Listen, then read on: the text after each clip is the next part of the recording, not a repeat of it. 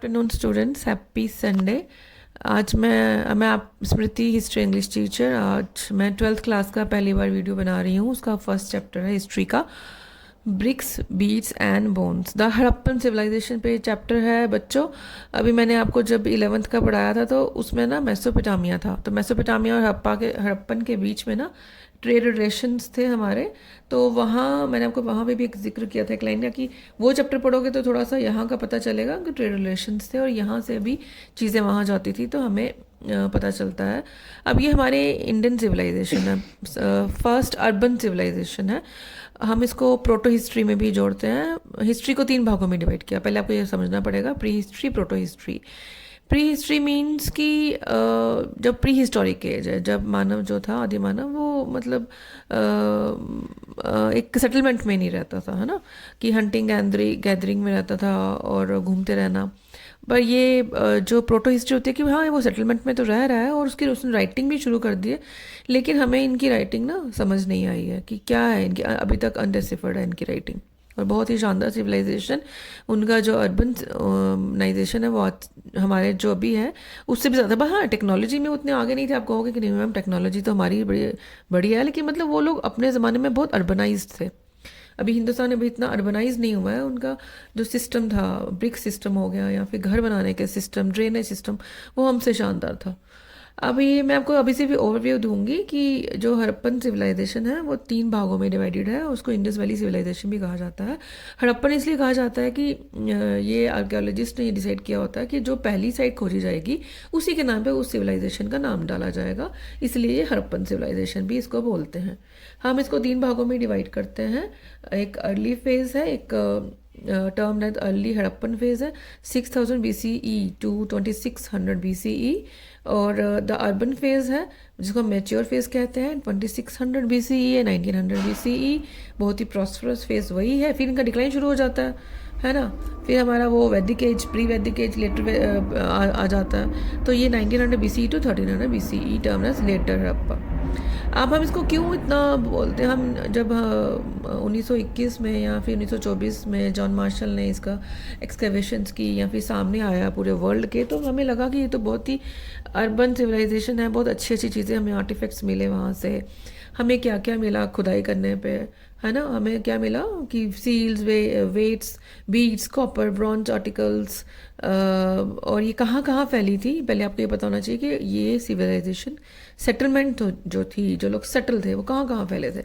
ये फैले थे Afghanistan, Balochistan, Sindh, Punjab, Indian states of Jammu and Kashmir, Punjab, Haryana, Rajasthan, Uttar Pradesh, Gujarat and Maharashtra. अब इनका जो आप मैप देखोगे, आपको मैप के थ्रू पता चलेगा कि ये कहाँ कहाँ फैले हैं। अब आता है बिगनिंग, आती है कि आर्कियोलॉजिकल जो है उन्होंने यही डिसाइड किया कि हाँ जी हम इसका नाम कैसे डालें। मैंने आपको बता दिया कैसे इसका नाम। तो जो बिगनिंग है मैंने आपको बता दिया था। बिगनिंग तो खैर BC में ही शुरू हो जाती है, लेकिन मतलब हम लोगों को जो पता चलता है वो 1923 के लगभग पता चलता है, जब जॉन मार्शल जो होते हैं आर्कियोलॉजिस्ट, तो वो उसकी खोज करना शुरू करते हैं। मतलब उसके पीछे एक स्टोरी है कि वहाँ पे ईंटों से कुछ लोग लेके जा रहे होते हैं, तो फिर वो सोचते हैं इतनी सेम ईंटें कहाँ से आ रही होती हैं। फिर वहाँ जाते हैं तो पता चलता है कि ये तो साइट है ना, ये कोई हिस्टोरिकल साइट है। तो इसमें जो मेजर इम्पॉर्टेंट मतलब ये लिखा है कि the Saraswati, the Indus and the Saraswati river basins के आसपास ही ये पूरी साइट्स हैं। और 2/3 of the settlements are in the Saraswati basin के ऊपर है ना, 2/3, जिसमें से Harappan civilisation among these 5 major cities हैं, जैसे राखीगढ़ी, मोहनजोदड़ो, हड़प्पा, ढोलावीरा, गनवेलवाला। अब हमें पता चलेगा कि हम वो क्या खाते थे। हमें नोटिस करना होता वो कैसे रहते थे, क्या खाते थे और कैसे अपनी डे टू डे लाइफ जीते थे, है ना। तो ये इस पे आप खाने की अगर बात आएंगे, खाएंगे क्या, वही जो प्लांट और एनिमल से प्रोडक्ट हैं वही खाएंगे, क्या खाएंगे। लेकिन है कि आपको जैसे फ़िश का, ये मैंने आपको मेसोपोटामिया में भी बताया था कि हाँ फ़िश खाते थे, भाई ये भी खाते थे।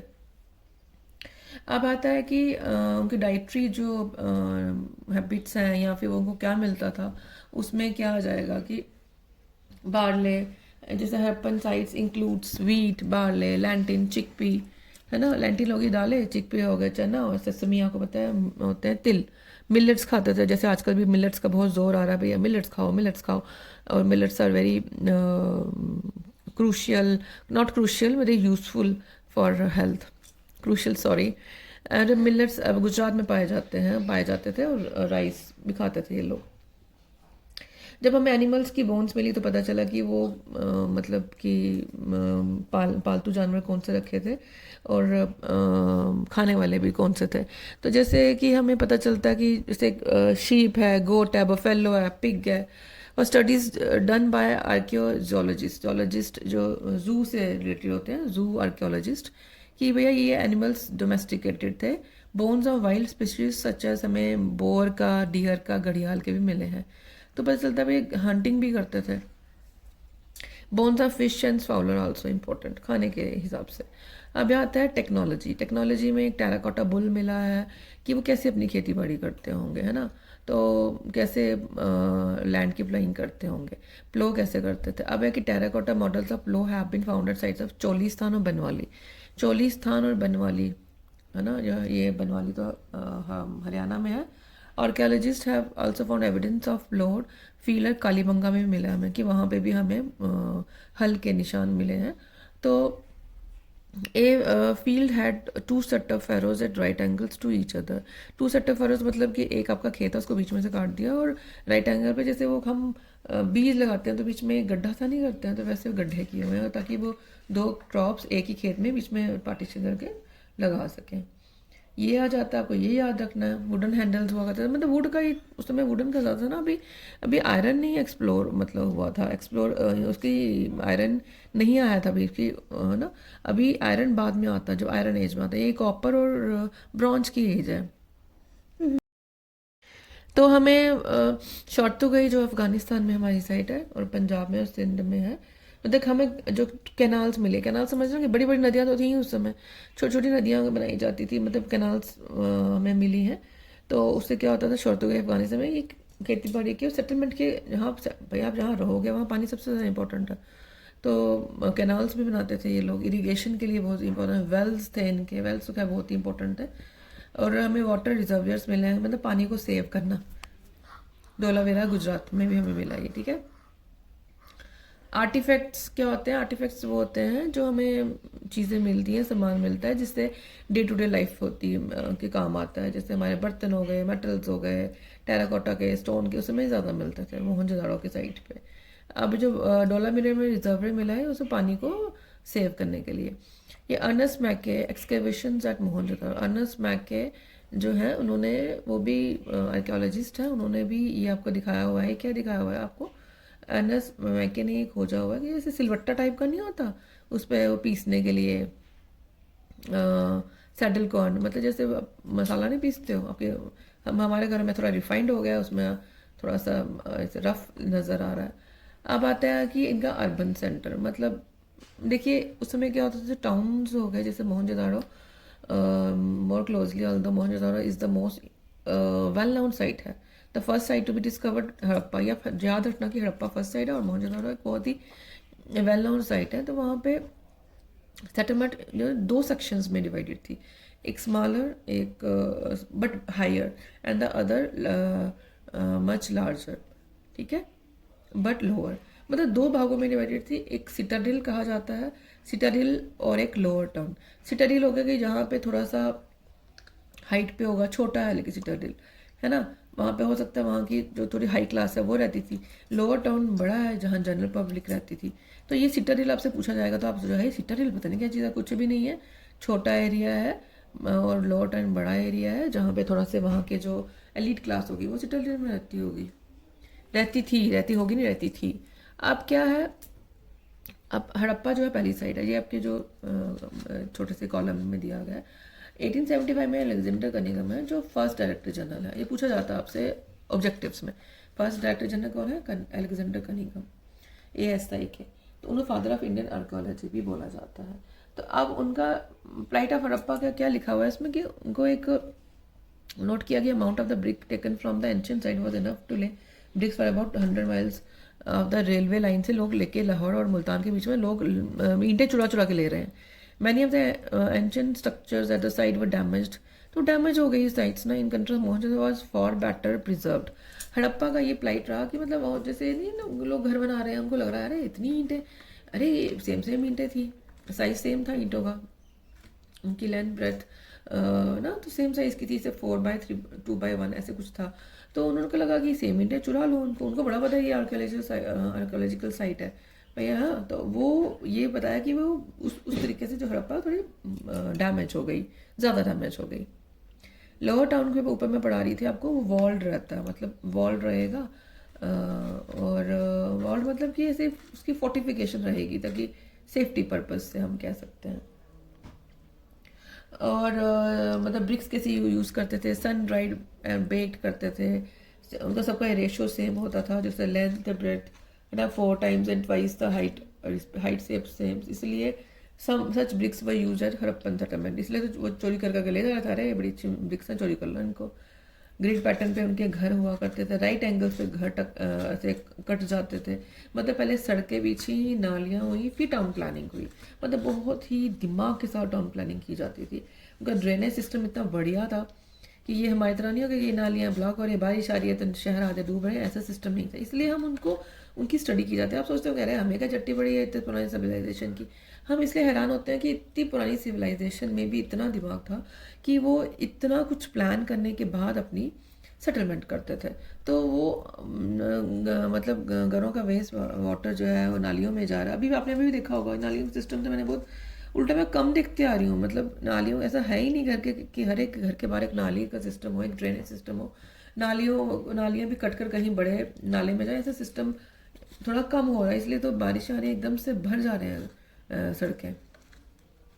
Citadels are कि while most Harappan settlements have a small high western part and a मतलब वेस्टर्न में हाई है, small high part, and larger town eastern section में है। At site such as Dholavira और Lothal the entire settlement was fortified है, पूरा fortified है, covered है मतलब। And the sections within town were also separated by walls. The citadel within Lothal was not walled off. Lothal एक ऐसी जगह कि उनका जो सिटाडेल है उसको मतलब वॉल्ड ऑफ नहीं है ना, but was built at height. Domestic architecture, अब घर का आता है कि घर कैसे थे। घर मैंने आपको बता दिया हुआ कि रेजिडेंशियल बिल्डिंग्स बहुत ही शानदार। एक कोर्टयार्ड होता था, rooms all sides, courtyard was probably centre होता था ना कि कुकिंग और वीविंग के लिए, या फिर आपने कुछ particularly during hot and dry weather के लिए वहाँ बैठना है तो एक वरांडा सिस्टम का बनाया जाता था। और एक प्राइवेसी होती थी कि आपकी कोई विंडो जो है ना गली में नहीं खुलेगी, ना ही कोई लोअर लेवल पे विंडो होगी। मेन एंट्रेंस होगा, उसमें डायरेक्ट व्यू अंदर का नहीं होगा कि दरवाजा खोला सब दिख रहा है क्या है।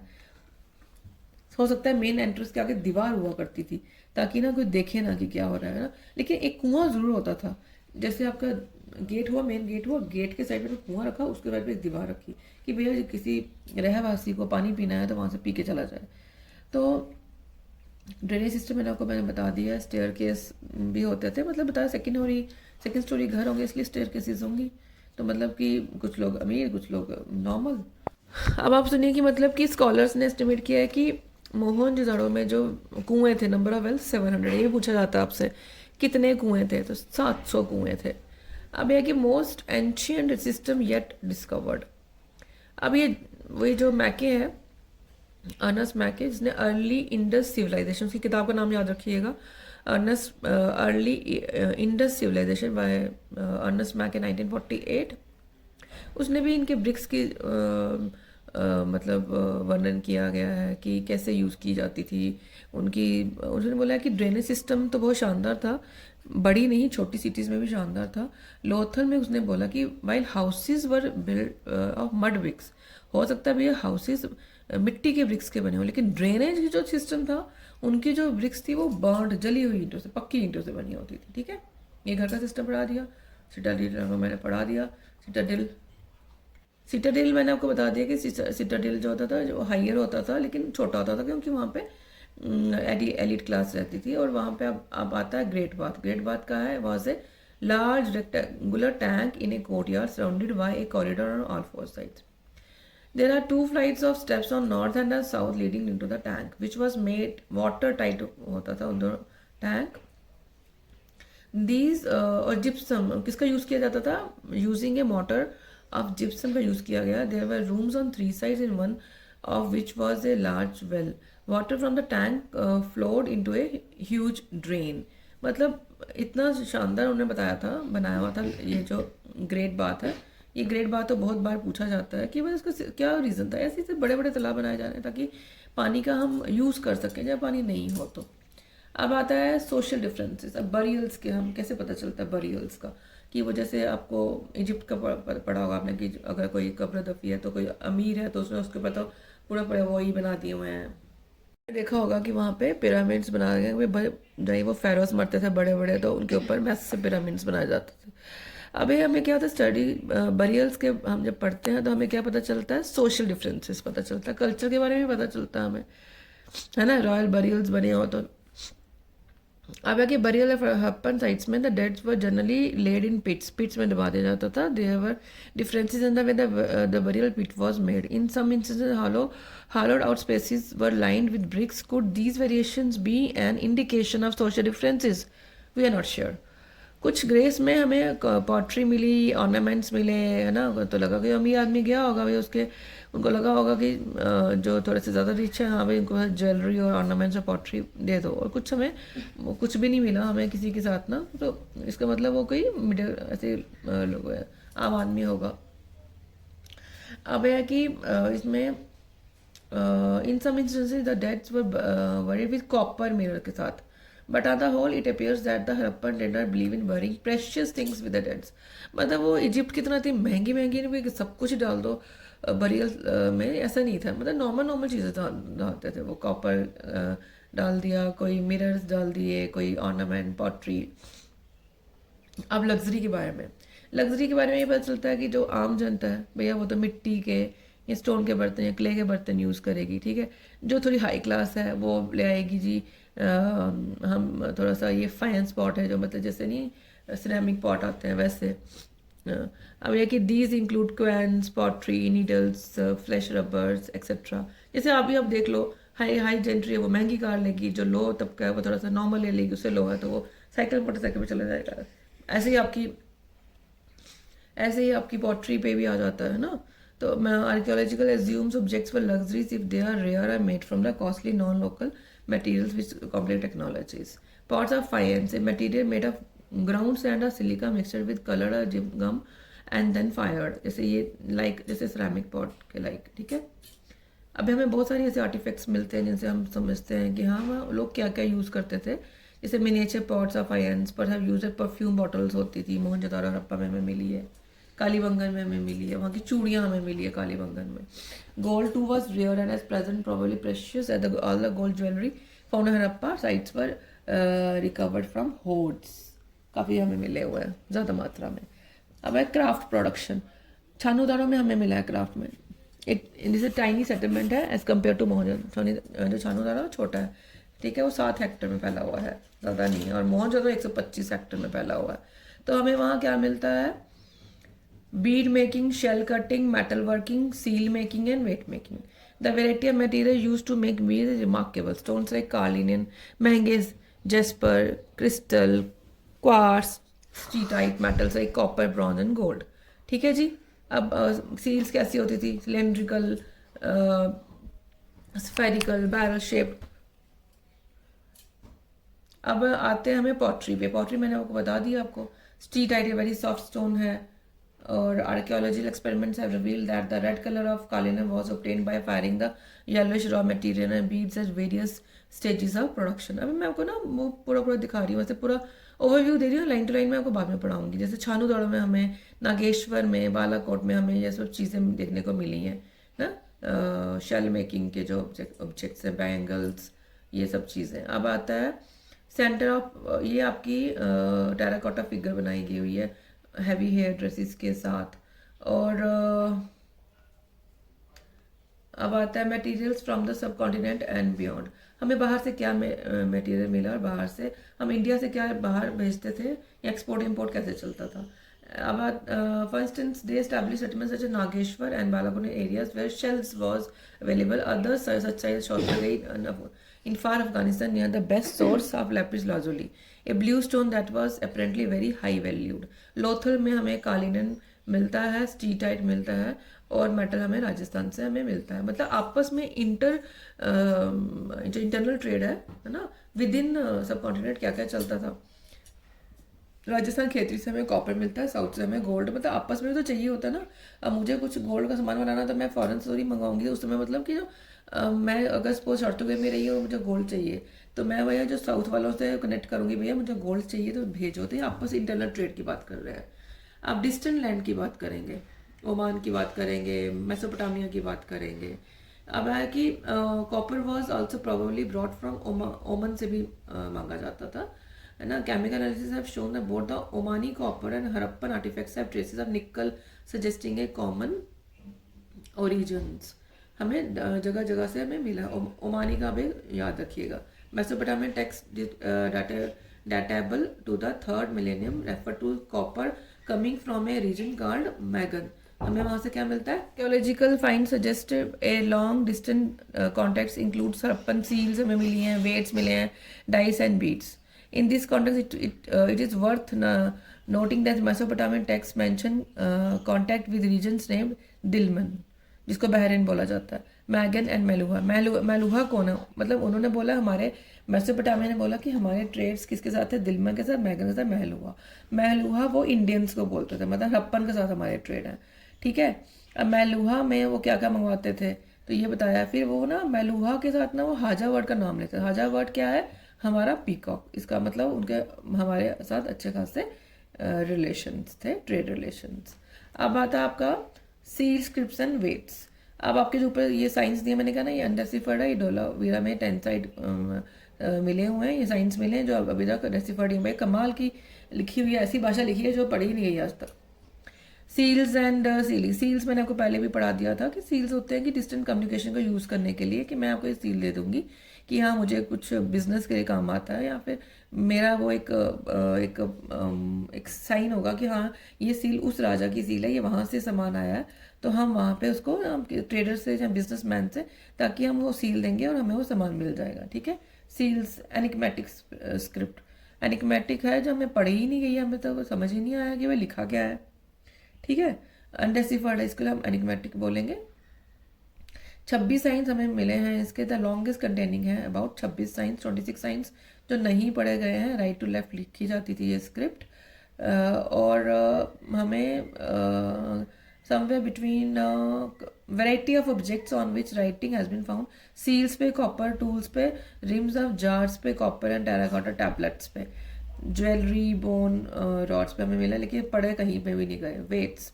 वेट्स का मतलब है कि पहले बाटर सिस्टम था। बाटर सिस्टम का था कि मैंने आपसे कुछ अनाज लिया और मैंने आपको आटा दिया, आपने मुझे चावल दिए, ऐसे काम चलता था। लेकिन अब वेट्स में आने लगे, मतलब इसका मतलब है कि वो मेजर करने लगे कितना सामान है। इसके बदले हम क्या लगे? स्टोन का शर्ट। शर्ट मतलब एक स्टोन का नाम है। और वेट्स कैसे थे? Binary system. बाइनरी सिस्टम मतलब 2, 4, 8, 16, 32 जो 2 से डिवाइड होते हैं। और दूसरे डिनोमिनेशंस कैसे थे? हायर डिनोमिनेशंस कौन से थे? डेसिमल सिस्टम, जिसके आगे 0 लगे हैं। 160, 200, 320, 640, ठीक है जी। अब आता है स्केल्स भी मिले हैं हमें कहीं जगह से। मोहनजोदारो से स्केल मिला, लोथल से मिला हुआ स्केल।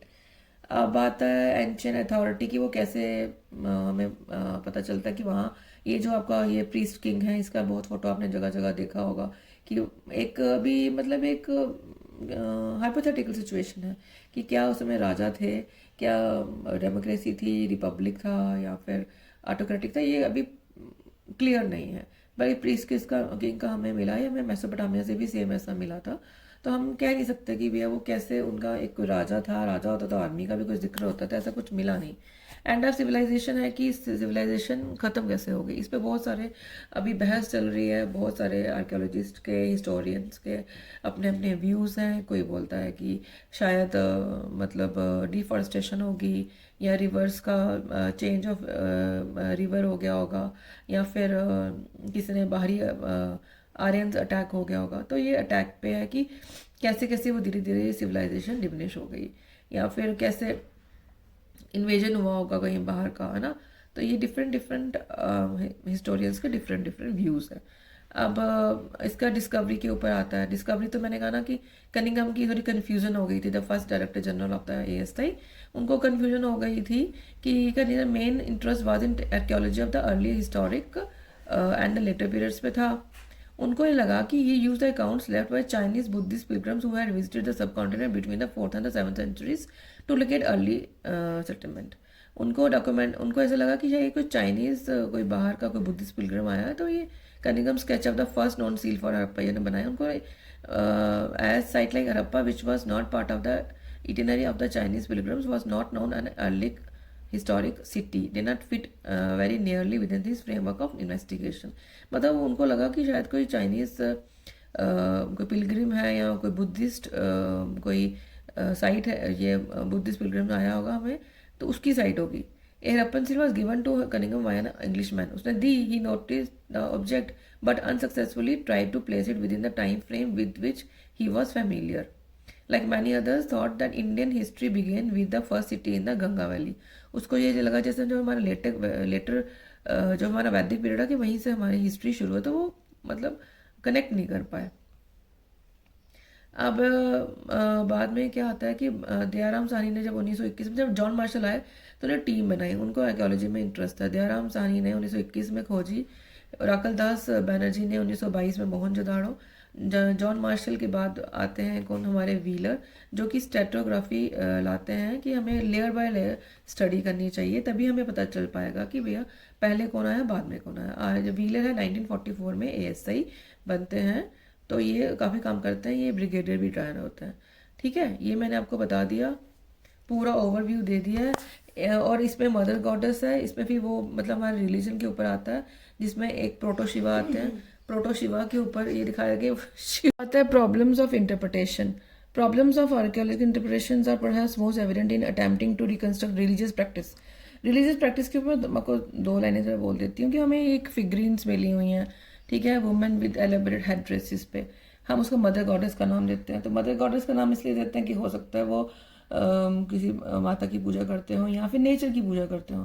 प्रीस्ट किंग मिला है, फिर हमें फायर अल्टर्स मिला। फायर अल्टर्स का ये जो यज्ञ विधि नहीं थी, जब हम यज्ञ करते हैं, फायर अल्टर्स मिले हुए हैं। ग्रेट बाथ मिला कि ये तो नहीं हो ग्रेट बाथ में कहीं किसी बड़े बड़े दिनों में नहाने जाते हो, जैसे अभी गंगा में जाते हैं नहाने, कुछ ऐसा कुछ रिचुअल एक्टिविटी तो नहीं करते थे, है ना। यूनिकॉर्न मिला, यूनिकॉर्न एग्जिस्ट ही नहीं करता, तो उसको वो कैसे मिल गया। तो मतलब कुछ एनिमल्स मिले। प्रोटोशिवा है, प्रोटोशिवा की जो है कि प्रोटोशिवा हैं तो उनके सराउंडेड बाय एनिमल्स हैं, तो हम कह सकते हैं कि शायद वो शिव की पूजा तो नहीं करते थे, या फिर वो क्या रुद्र की पूजा करते थे, है ना। अब हम तो मतलब अभी कुछ भी हम क्लियर नहीं है कि अब कहीं ऋग्वेदा में लिखा जाता है कि mentions a god name Rudra which is name use for Shiva.